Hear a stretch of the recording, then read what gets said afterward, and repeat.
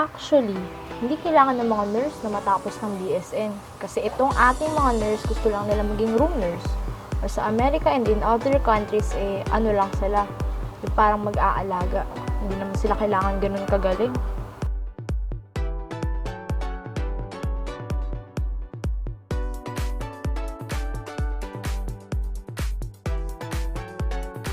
Oh, mga tropa! Isa akong ICU nurse dito sa Amerika. Nakalabas ko lang dito sa hospital namin. Naisipan ko lang i-record to.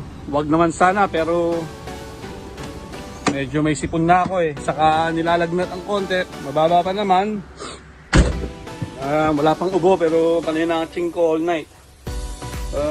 Sabi ko nga, naisipan ko lang to i-record para kung sakaling madali tayo ng COVID.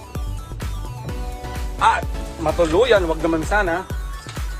Pakisabi kay Cynthia Villar, dadalawin ko siya gabi-gabi. Tangina niya.